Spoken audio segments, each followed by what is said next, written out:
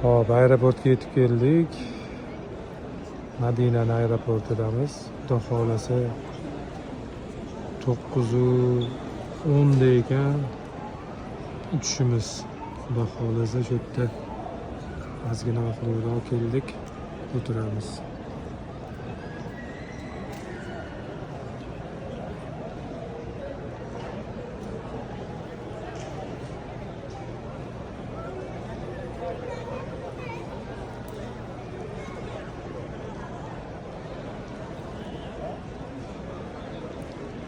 Bu tomonda sim kartalar, burgerlar, kofilar bor ekan.